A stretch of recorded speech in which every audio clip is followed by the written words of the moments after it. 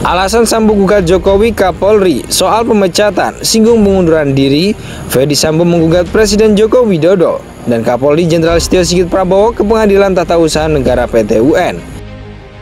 Sejak awal saya sampaikan, usut tuntas, jangan ada yang ditutup-tutupi, buka apa adanya. Iya. Ini penting, karena publik ingin melihat Polri bisa menyelesaikan masalah ini atau tidak, dan alhamdulillah selesai. Itu cukup bagus penyelesaiannya menurut Bapak? Iya, saya kira apa yang menjadi harapan publik itu betul-betul bisa dituntaskan oleh Polri, meskipun ini juga masih ada proses selanjutnya. Iya. Ini juga penting, ya, penggunaan pengaruh jabatan untuk ini dalam konteks membuat skenario. Yang pertama, anggota kepolisian diperintahkan mengikuti skenario yang ada. Yang berikutnya, pembuatan 2 laporan di Polres Jakarta Selatan itu juga bisa terjadi karena ada pengaruh jabatan. Terus proses BAP atas 2 laporan dilakukan tidak sesuai prosedur, hanya formalitas dan tinggal ditandatangani. Ini juga karena pengaruh jabatan. Terus pemeriksaan di awal kejadian terhadap Baradae, BKRR, dan saudara KM tidak dilakukan sesuai dengan prosedur. Ini bisa terjadi karena memang pengaruh jabatan. Terus anggota kepolisian yang tidak memiliki otoritas memasuki TKP itu juga karena pengaruh jabatan juga. Terus permintaan kepada Kepala RS Bayangkara untuk menyiapkan otopsi. Jadi itu juga karena tidak terjadi karena memang adanya pengaruh jabatan. Terkait gugatan PT UN yang dilakukan oleh saudara Ferdi Sambo kepada Presiden Joko Widodo dan Kapolri, Kompolnas menganggap gugatan tersebut mengada-ada. Meskipun adalah hak semua warga negara untuk mengajukan gugatan, tetapi kalau kita melihat dalam gugatan saudara Ferdi Sambo ini, salah satu yang menjadi alasan adalah yang bersangkutan keberatan di PTDH atau diputuskan diberhentikan tidak dengan hormat. Nah, tetapi kalau kita melihat dalam aturan Perpol nomor 7 tahun 2022 terkait dengan kode etik Polri, maka apa yang sudah diputuskan yaitu PTDH itu sudah tepat karena saudara Ferdi Sambo dianggap melakukan pelanggaran sehingga mencoreng nama baik institusi kepolisian. Ya, kemudian kita putuskan untuk kita nonaktifkan. Kemudian kita lihat bahwa penyidik pun saat itu sempat takut. Sempat takut karena ada bahasa-bahasa bahwa mereka semua nanti akan berhadapan dengan yang bersangkutan. Sehingga dari situ kita putuskan 25 orang ya pada saat itu, termasuk yang bersangkutan, untuk kita mutasi demosi dan kita ganti dengan pejabat yang baru. Terkait pemenyertaan dirinya sebagai Kadif Propam Polri, apa alasannya? Pengacara Ferdi Sambo Arman Hanis mengklaim kliennya sudah melaksanakan tugas, wewenang, dan kewajiban dengan cakap, profesional, dan mandiri selama menjadi anggota Polri.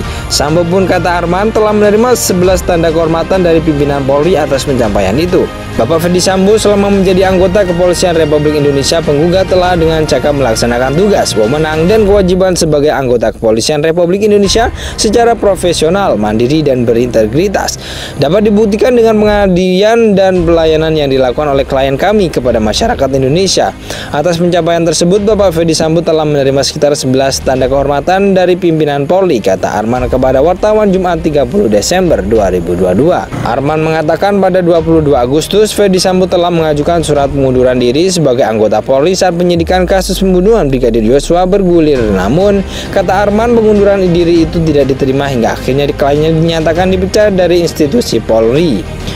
pada tanggal 22 Agustus 2022 demi mendukung proses penyidikan dan sebelum adanya putusan sidang Komisi Kode Etik Polri dan tingkat banding, Bapak Ferdi Sambo telah menyampaikan surat pengunduran diri sebagai anggota Polri yang ditujukan kepada terduga 2 Jenderal Listio Sigit Prabowo kepada Kapolri sebagai Kapolri. Namun permohonan tersebut tidak diproses dan dipertimbangkan oleh para pihak terkait, kata Arman. Arman menekankan pengunduran diri Ferdi Sambo itu sejatinya telah diatur dalam pasal 111 ayat 1 dan 2 huruf A dan B Perpol nomor 7 tahun 2022 tentang Kode Etik Profesi dan Komisi Kode Etik Profesi Polri. Dalam pasal tersebut, kata Arman, terduga pelanggaran KEPP yang diancam sebagai saksi PTDH diberikan kesempatan untuk mengajukan pengunduran diri dari Dinas Polri. Hak pengunduran diri Bapak Ferdi Sambo telah diatur secara jelas pada pasal 111 ayat 1 dan ayat 2 huruf A dan B Perpol nomor 7 tahun 2022 tentang Kode Etik Profesi dan Komisi Kode Etik Profesi Polri yang menyatakan terhadap terduga pelanggar KEPP yang diancam dengan saksi PTDH.